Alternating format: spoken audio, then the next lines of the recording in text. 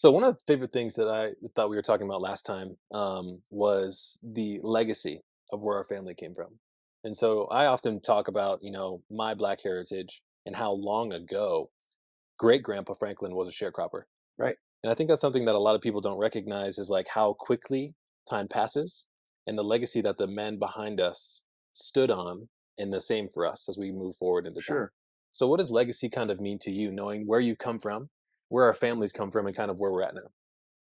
So, obviously legacy is something that we all strive to, to leave or build so we can give, a platform for others to use as a jumping or starting point Mhm. for their personal development or their professional development.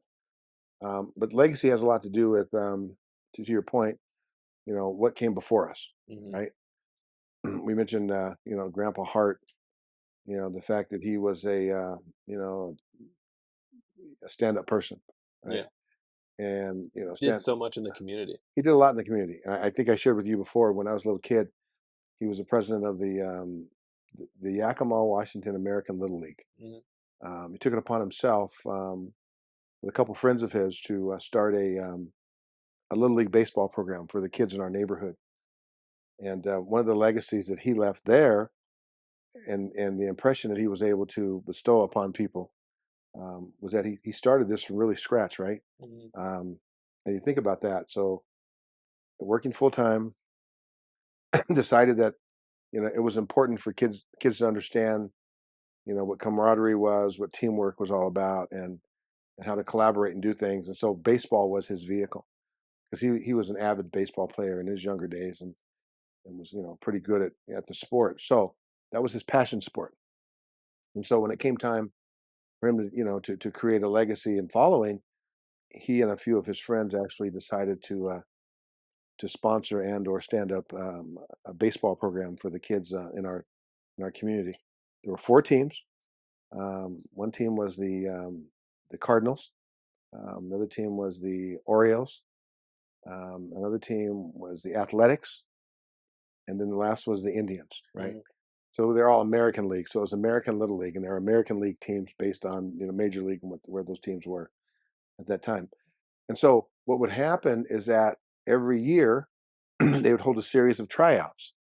So for two consecutive Saturdays, they'd solicit the neighborhoods or kids in the neighborhood and get the word out. So imagine then there was no internet, right? Crazy. And so how do you get kids involved in doing things like that? What they actually did is they went to the schools of the elementary schools that were on our side of town, and they went to some of the community centers and they said, okay, hey, there's going to be baseball tryouts for the kids age 8 to 12. Um, that was kind of the age structure for the league, and they did some tryouts, and there were no cuts per se. And so we'd have 15 kids on a team, 16 kids on a team. And when it came time to outfit those kids with, the needs or the tools to play baseball, whether it was a glove or a hat or baseballs or even having the bases and then taking care of the fields and all that stuff. Part of playing for the team that you were on is you'd have to, maintain and upkeep the fields. And so you get there a little earlier and you pick up, debris or whatever might be on the fields. And we didn't have chalk lines until the day of the game. And so when we practiced on open field, and day of the game, they put chalk lines up so you knew it was game day. It was time to get serious, right? And so what they did is because they didn't have a lot, they went out to some of the local businesses and they solicited sponsorships. And ultimately, there was another league across town, and the other league across town was a bit more um, formal in that they had infrastructure and they had wherewithal and they had means and they had legacy because they'd done this over and over again. Mhm. So every year, for those teams, we at the end of the season, Dad and his friends would go up to the other side of town and they'd ask for the uniforms that were being returned. And so every year from our side, we get uniforms, and they were hand-me-downs from the teams from the other side of town. And so they had enough pride to ask and put pride aside, put kids first, and that was really the formation of a baseball league that impacted so many kids. That was one of his legacy events. If and when I go back to the city I grew up in, I see friends of mine, some folks a little older, some a little younger, and they all talk about my dad and the fact that he actually started a baseball league for those young kids. Mhm. And so that was important because not only did you have your intra-league games, but then you had playoffs at the end of the year. And in the playoffs, you'd go to a different city and you play in a tournament. And if you placed in the top three in that tournament, you go to another tournament. And so that was the All-Star game, right? And so at the end of the year, they would choose the players for the All-Star team, and they would have a tryout, if you will, from those players, and then they boil it down to the team. And that was a big highlight because the Yakima newspaper would take a picture of those kids who were going for that tournament. And so imagine if you will, that you're a little kid and you're playing baseball, and then one Sunday morning you look up and your picture's there in the paper, and you're with your team and you're getting ready to travel to go play in another city. Those are memories that I have of my dad and the baseball and what it meant for me as a little kid, but more so what it meant for the community and the legacy that he started. Mhm. So that went on for several years. I'm not sure what the state of that is today, what the status of that is today, but that's legacy, right? Doing actions, taking actions, creating things for people to benefit from, whether you're present or you're not present. But creating things like that starts to create that foundation for legacy. So Yeah. So what do you think about your legacy? And what kind of things are you emphasizing when it comes yeah, to leaving memories, leaving experiences behind that people are going to remember? yeah. So for me, there's a difference between giving back and legacy, right? Um, Legacy for me is being able to take what I've learned in whatever form that might be, and share that with younger folks. I've been blessed. In my case, I've had the pleasure of working with you, in this building, this business over the last 9 years, looking where we started versus where we are, right? Creating a legacy for you to have an opportunity to do things I didn't get an opportunity to do at your age, Mhm. right? At your age, I worked for an organization. I went to work for a company and spent 8-10 years working for a large organization, so I can get some exposure to what business was like in a corporate setting, which comes with all the resources, right? All those things. So not quite as entrepreneurial for me, but for you to be able to tag along and or benefit from the things that I've learned in business and the legacy I've been able to create is to share my knowledge and wisdom with you to give you a strong foundation or a better foundation to excel in the things that you want to do. Some of that is taught, some of it is learned, some of it is because of the work that we've been able to do, your mom and myself and others, specifically, to give you a foundation so you can actually go and do things that you maybe would not have been able to do. You know, if you start a business from scratch without any help, it's harder. Not that you don't appreciate what you've done where you started, but you had a platform Yeah. and you have some stability to go into business. A lot of folks don't have that. So from my side to you and what we've done with this company is to be able to create a platform that gives you the opportunity based on what we've learned and legacies that we've bestowed upon you and left that you can take off from a starting point, Mhm. not from sub ground, not from the ground, but a step up. Right. And that's legacy. So for us, we're just blessed to be able to have that opportunity to work with you and your sister and others that we're involved with um, to further the legacy, right? And so that's just a starting point. Yeah, that's kind of how I look at, from a generational perspective, we stand on the shoulders of the people who came before us, Correct. right? Great Grandpa Franklin, Grandpa Hart, Mhm. you, me, Mhm. the generations that will come after me are going to be Sure. able to stand on my experience and some of the things that I've been able to accomplish.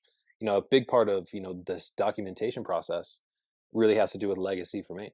Oh, of course. Time has changed and we have an opportunity now to leave an imprint or at least a record of who we were in video form, in audio form, and we could share it widely. And so when I think about kind of, sitting down having these conversations with you, I hope someday that someone down our lineage is going to be able to kind of come back to these videos and see the kind of things that we were talking about, sharing in the experiences, the times that we share. Yeah. That's kind of different. Do you ever think about kind of how that has changed the landscape of how you Yeah. can leave? It's changed a lot. I was fortunate as I was, coming through the ranks, or if you will, building a business, working with different people to create something.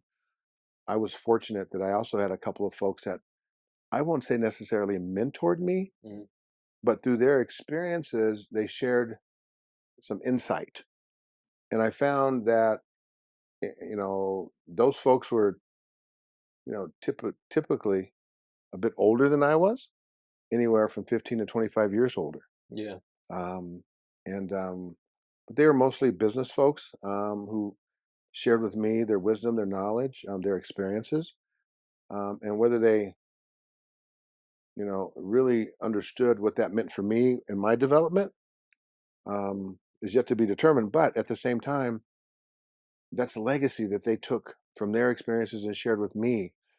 And those experiences now become legacy for me because I can now take that same approach and share those experiences with others that we interact with and or that we coach and or that we build and develop. Mhm. So it keeps going, right? To your point, you build upon the prior generation or the prior level of experience and keep building upon that. And by the time you stack that up, then you look back and you realize that guess what? This is legacy. This is what legacy is all about. It's not a flash in the pan.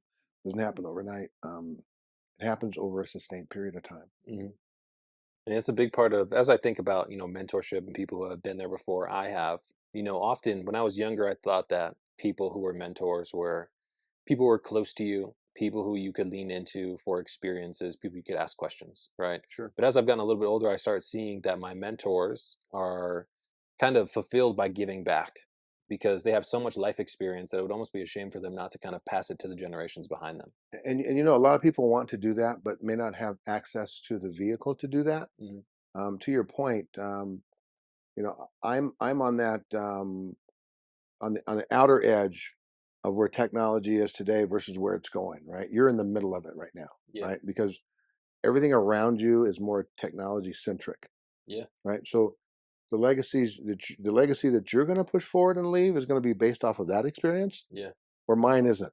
Right. Right, Lived experience more lived so. experience. So my legacy, and from where I come from, it's about a handshake and a smile and seeing people one on one and dealing with folks direct. Yeah, That all interaction, right? That interpersonal ability to communicate and or work with folks, because that's how I was taught, right, right?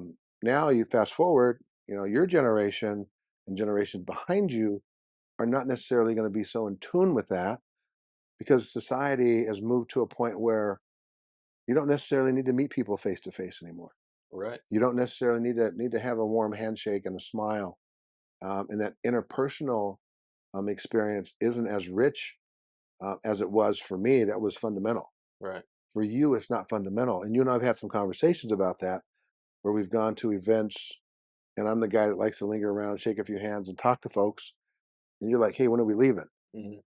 And that's okay. But see, the way I would interact with people was all about interpersonal and or one on one, looking somebody in the eye, shaking their hand, looking at the nuances and how they communicate and how you interact with those folks. Very important to me and my generation. Not so much to you and your generation because technology today is kind of flipped the paradigm, right? So now it's technology kind of drives a lot of that early interaction for you, where for me it was like knock on a door, shake a hand. For you, it's in an email and maybe a text message, and if you're lucky, a phone call. Yeah. Well, I mean, a huge part of that as It's well is, changed. people get to know each other differently now. Yes. So, like, when you discover someone who has knowledge that you want to obtain, often you get to know these individuals via the content that they put out.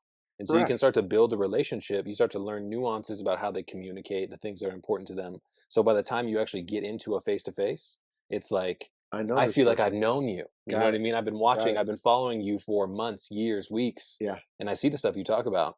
And it's like you can build an interesting relationship that way. But I think there's also a caveat because our generation also thinks that putting yourself out there and sharing information like that is a substitute for the face-to-face interaction, which I don't think it really is. I think one is rich in one way and another is rich in another way, Mm, right? It's not one versus the other. I think that we're going through a real change in how we interact and or how we're able to take those experiences and pass them forward, right? yeah, That's the key right there. So we come back to this legacy piece, right? It's okay. The way I look at legacy again is how we impact people and what we leave behind, yeah, and how they can move that forward. The shift is for me, knocking on a door, walking into somebody's office, saying, "Hi, this is who I am." That was the norm. Your approach is going to be vastly different because technology has altered the way you guys interact on the front side of a relationship versus me on the front side Mhm. of a relationship. Not right, not wrong, Yeah. but now that you go forward and you have the best of both, you have something that I didn't have. Right? I didn't have two options. We had one option. Right. And so for me, at the point of my life and where I'm at in my career, I still hang on to the old option because it worked. Yeah. But now I'm recognizing that I have to also be mindful that there's a new way of doing things. And guess what? It's important to recognize there's a new way of doing things and adapting some of those ways, techniques, methods to stay connected Mhm. and or open new doors, right? This is what we're doing, right? We're talking about posting, we're talking about followings, we're talking about using media as a means to, take us where we haven't gone before. If it wasn't for your involvement in this business and your sister's involvement in this business and the importance of what we're doing on the technology side, I probably wouldn't be doing this. Yeah. But because I recognize that it's the value that it's creating both interpersonal for us to communicate, but what it opens up is so many more doors for everybody else to see what we're doing and share that. Mhm. I think that also is very powerful and also ties into the legacy. Yeah. And I kind of worry about the legacy of everybody because if you think about, when I was born in 1990, I Mhm, still think about the first couple years when we lived in Seattle, mhm, me being 7, playing on our computer at mhm. home and playing that 3D dinosaur game. Right. Now I think about all the technology that these kids grow up with. Sure. And there's almost like a over reliance on sharing. One of the people I follow on social media, his name is Jay Shetty, and he talks about how the idea of vulnerability has been weaponized. So people start sharing more than they should, Hmm. right? In an attempt to let people know and connect with them. Interesting. But the thing that I think about, and there's other people who bring this up as well, someday you are going to have a digital footprint or a digital identity that people are going to be able to search. Sure. So if I search Keenanheart, for Mhm. example, I can see all of the YouTube videos, all of the posts on LinkedIn, Correct. all of the articles that have been released about me when I was younger playing baseball, doing all those things. Sure. What happens if you are part of a generation who overshares and that kind of stuff gets you in trouble? Do you ever think that that could be a negative impact on your legacy? And I do you think think we kind of so. quantified that yet? Yeah, I think that's probably what's going to happen over time when people get comfortable and understand that their ability to weaponize data, Mhm. right, information, right, and weaponize it, and not so much in a good way, in a bad way, could be detrimental. Yeah. I think that as we go through these changes and as we evolve, as we change the way we look at things and things around us start to change and technology pushes us in areas heretofore that we haven't gone to, that there are a lot of things to be concerned about, right? For instance, some of those things you're talking about, for instance, having so much information where you can turn it against somebody is not good. And you hear it all the time about somebody who, at 15 years old, they post something ridiculous. At 22 years old, it comes back to haunt them Right. because somebody can find that, right? And they use that against them. Or if you're trying to gain entrance to a university or maybe a job interview or maybe when you're going through a vetting process and somebody finds that information, and if you're not careful, they can use it against you, or they can use it as a tool to help you as well, as far as coaching and helping you self correct and or do some other things. But the legacy piece in and of itself, my approach to legacy is all about who you are and what they say when you leave the room. Yeah. Your approach to legacy is going to be something more than that. It's not only going to be about who you are and what they say when you leave the room, but more so, what have you done? Yeah. And so that's going to be somewhat different. I don't know that legacy for me and my generation isn't about what you've done as much as what you've been able to, the impression that you've left. Right. That's interesting because I didn't really think about that because when you look at all of the people online today, Mm, you go to YouTube, you look at LinkedIn, you do mm, those kind of stuff, instantaneously we're looking for credibility, mm. right? And so there is almost a thing of like, what have you done? What have you accomplished that I can look to that also kind of trails off of your macro It legacy does. that you've It left? does. Keenan, I purposely have not been active in social media. Um, Candidly, I think to some degree it's a distraction Mhm. from who I am and what I want to accomplish and things that are important to me. I get it that it's a tool that people can use to stay connected. I understand that, but candidly, if I haven't talked to you in 20 years, I'm not going to be your friend for the rest of. You walk and knock on my door doesn't mean we're going to be best friends for the rest of my life. Yeah. You only have so much capacity, right? And so for me, social media diminishes my ability or my capacity to do other things I want to do. Yeah. It's a distraction. So for me, I haven't been on Facebook. Mhm. The only social media platform that I've even posted on of recent was LinkedIn, Yeah. because that's not important. I learned something a long time ago, regarding this whole piece about legacy, right? And I've said this to you many times. I'm not so much concerned about what people say when I'm in their presence, as much as I may be concerned about what they say when I'm not there. Mhm. And if you think about that, that's important. Yeah. Your grandfather, Grandpa Hart, everyone that I've ever met who met my father, your grandfather, would always say he was such a good person, a nice guy, just a really good person. And they would say it unabashedly, and they would come and they'd say these things to me about my dad when he wasn't present. Right. And he didn't have to hear that, but the way he carried himself and the impression he left upon people gave people comfort in making those comments and making those statements about him. Yeah, I remember there was a time we were in Yakima, we went to his bar, Hmm. right, that he always, like, shot darts at, Hmm. and everybody who I talked to, even the Hmm. people who were there, just, like, the patrons of the bar, were Hmm. like, "Dude, your grandpa is such a cool guy. Yeah, Like, he's helped me out so many times. He's always been there for me. He's just the nicest man, blah, blah, blah," and I was like, yeah, "Oh, this is really cool yeah, to, like, hear the yeah. legacy this guy has left on his just, like, local community." And that's to me, is kind of the foundation for legacy, right? So it's the impression that you leave when you're not there. Um, it's the it's the experiences that you leave when you're not there. Mhm. It's the thoughts that you leave when you're not there.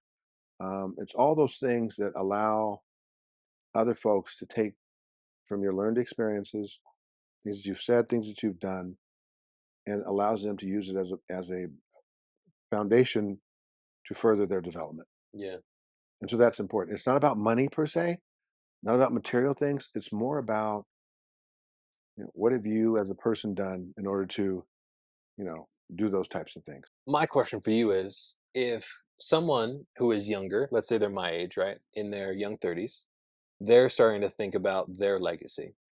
Not what things should they be doing, but what things should they be avoiding from your perspective, someone who's been down the road already, and how can they protect their legacy moving forward? Well, I think it's important that first of all that, this is one lane that your life's going to travel, right? And so what do I mean by that? You're going to have, things you want to do professionally. Mhm. You're going to have things you want to do personally.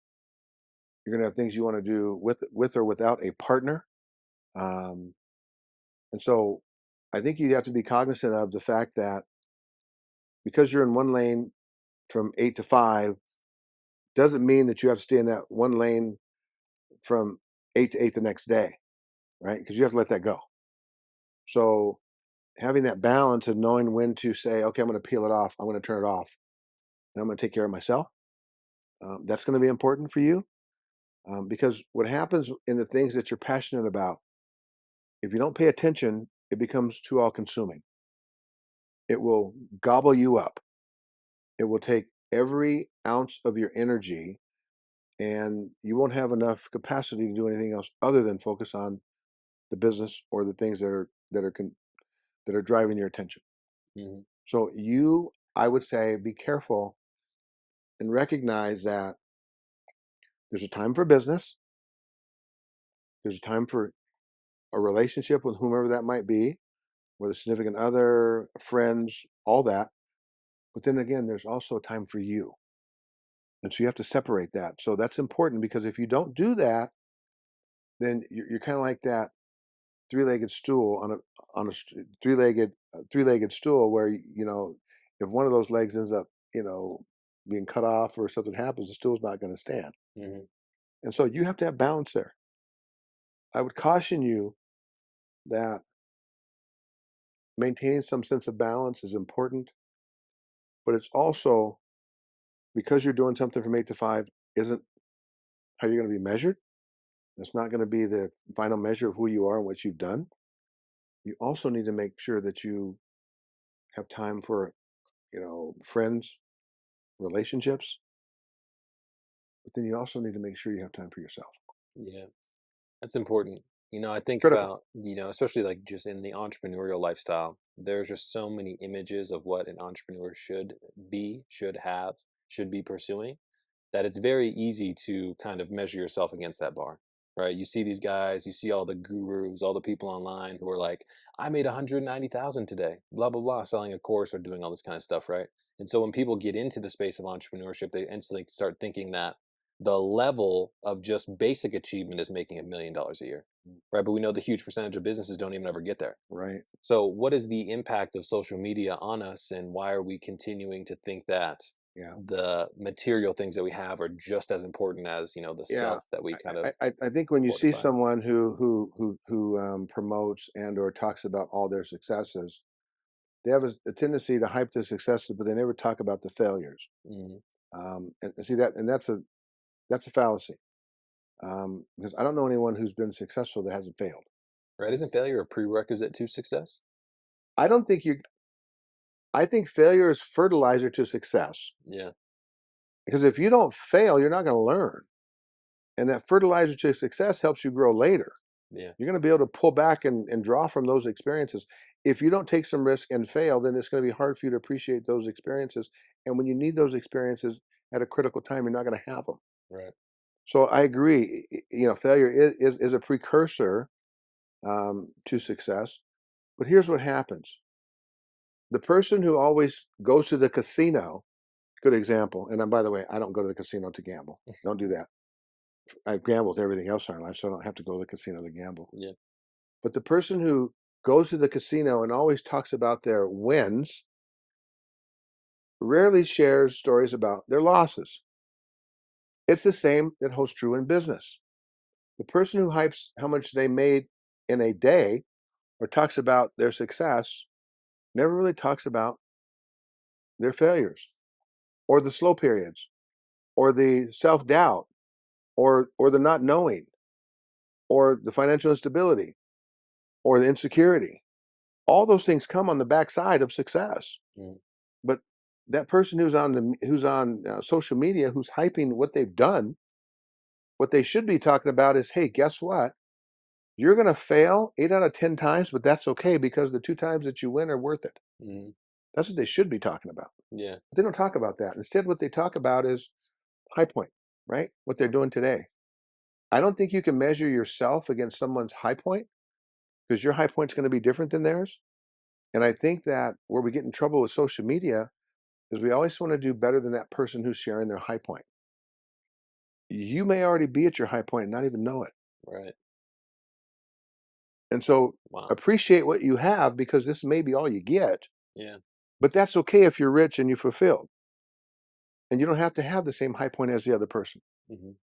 For instance, I used to say this a lot, come from a meager beginnings. As long as I had enough money for a hamburger and a gallon of gas, I was good. Yeah. I was as good as it could possibly be. I was good.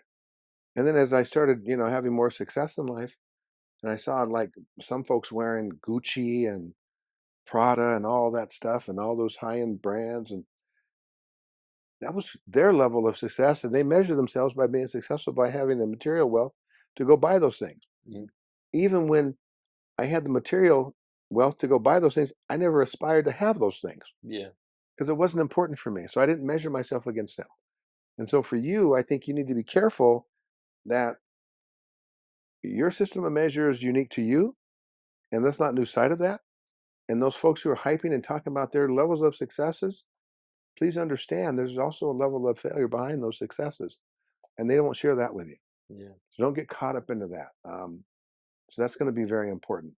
But back to the original question, I think for you with social media and what you're doing is you have to chart a path that gives you balance.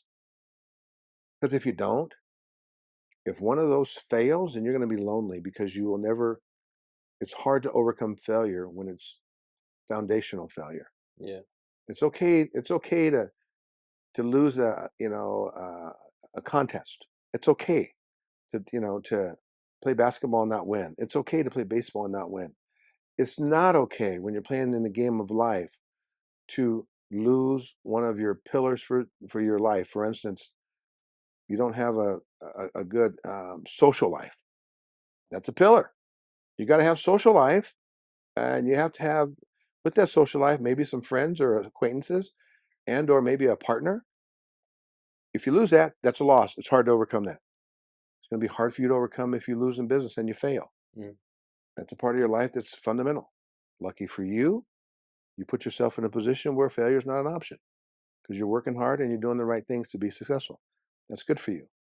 So if you look at that, you look at your interpersonal, you look at your business and what you're doing on that side to help support that interpersonal and your personal, and then you look at yourself. What do you need as an individual?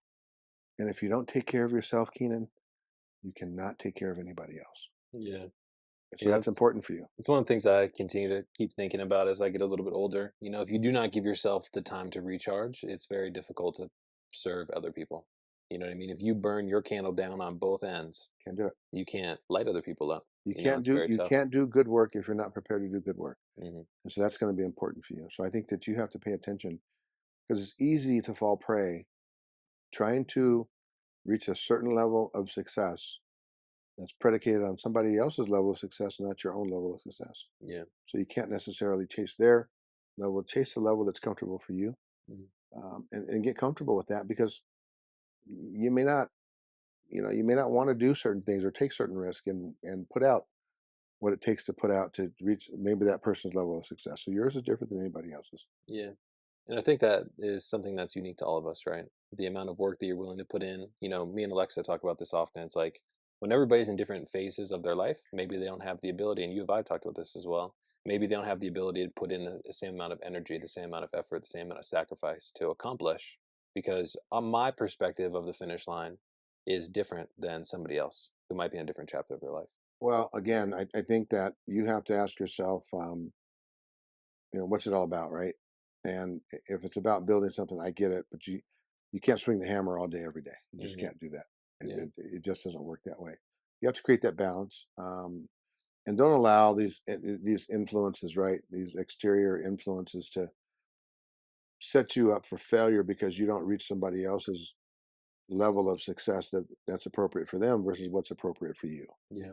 You have to be careful. I mean, do you think that comes from, like a sense of insecurity?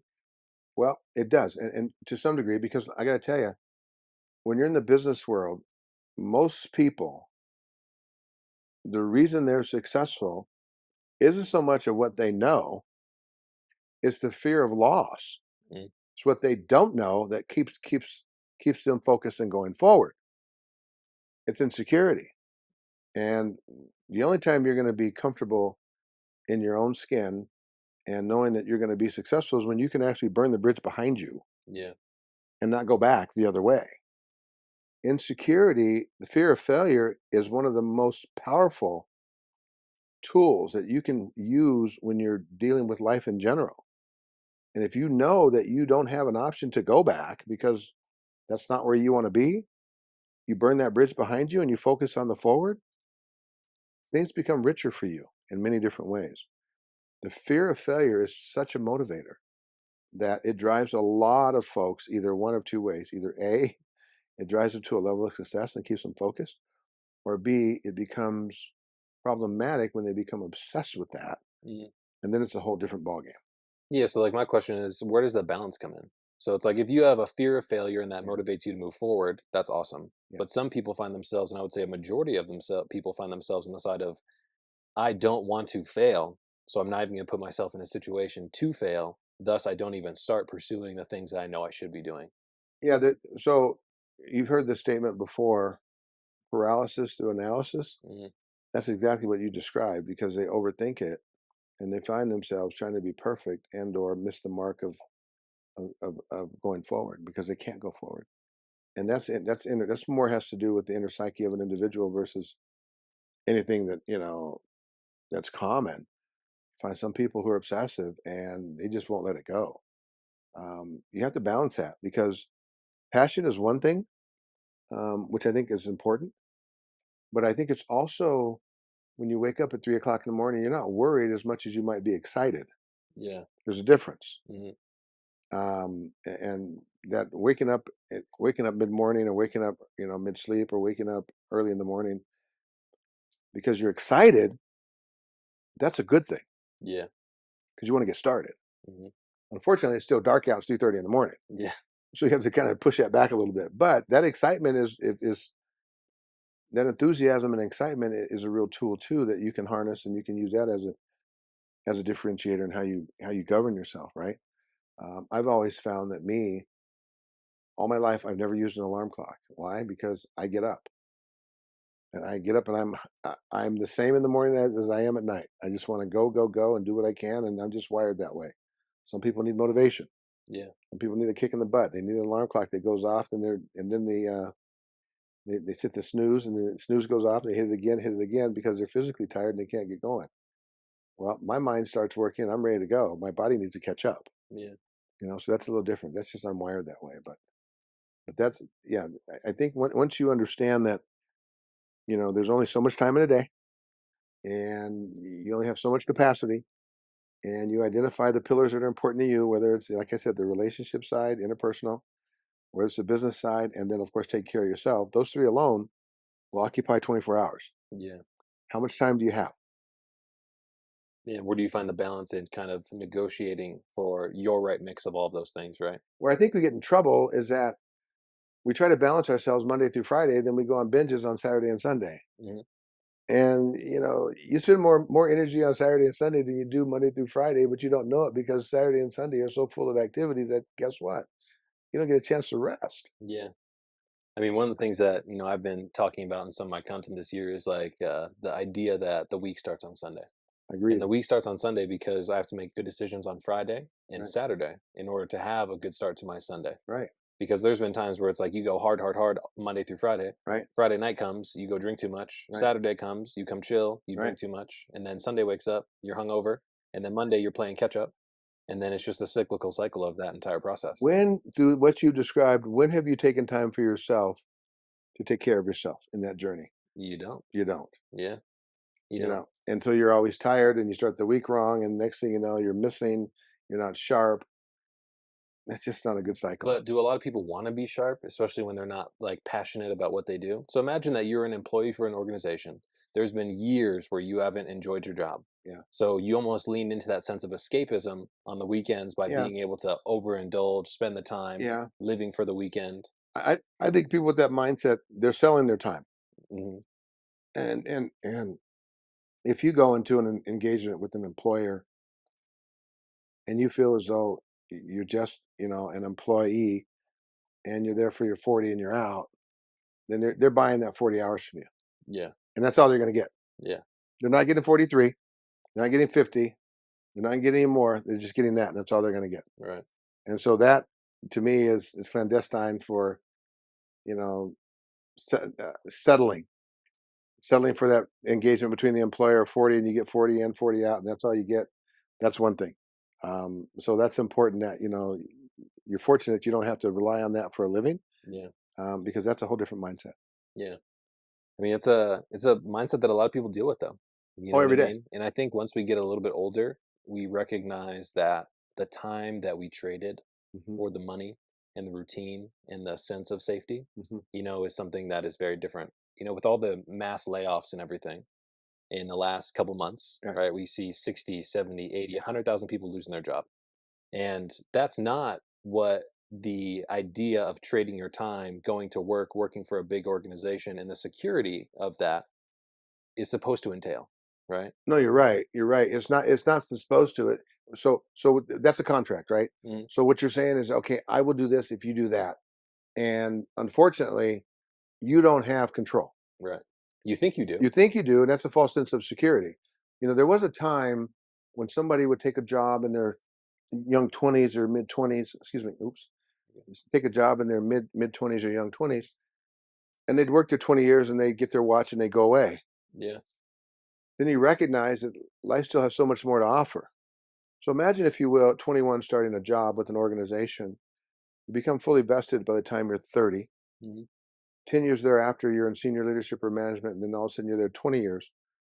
And then they walk in and say, "Hey, Keenan, guess what? We're going to make some changes, and unfortunately, you're not a part of that plan for change. so we're going to have to lay you off. Keenan spent 20 years of his life, almost 50% of his life from 21 to 40, committed to this organization who now has said to Keenan, thank you, but no thanks. Right. Now Keenan has to go back out and figure out how is he going to reboot and restart his life. That's scary, Right. but it happens every day. Right. That sense, that in itself, that experience sounds terrifying. Trading all of your time for a sense of security when somebody can just come in one day and be like, "Oh, sorry." When that happens to you at 40, you still literally could have another 25 years of productive, if not 30 years of productive work life. Hmm. And now you're scared to death because all you've known for the last 20 years is what they do here. Yeah. And if you're not prepared and you haven't rounded out your skill set and you haven't continued to learn and grow, it's going to be difficult for you to go back out in the workforce and or find something that you find to be compelling, challenging, and rewarding. Yeah. Because now you're going to have to settle Yeah. because you have nothing else to do. And if you haven't planned financially, then you're in real trouble because guess what? Those opportunities may have already gone by. Right. And that's something that's terrifying. When I talk to people who are in their young 20s, like I remember when I was like 22, 23 years old, people would talk about being an entrepreneur. I could never do that because there's so much risk involved, Right. right? But if you think about the couple early years of risk in trying to figure things out, Hmm. you start to build the skills and the foundation that can continue to pay you for the rest of your That's life, correct. rather than finding yourself in a situation where you don't have the ability to actually kind of make your own way through life. You're underneath somebody else's control. One thing about being an entrepreneur and where you are is that you can, in essence, control your own destiny. Mhm. And I don't know that you'll find anything more powerful than that professionally, because you have the ability to every decision you make, every email you send, every communication you promote is directly impacting your ability to either earn or create stability in your livelihood. Yeah. You're not relying upon anybody else. Hmm. So that's good for you, but it hasn't been easy. Right. I know that you've talked about your struggles in the past with lack of confidence and not knowing, but you powered through some of that.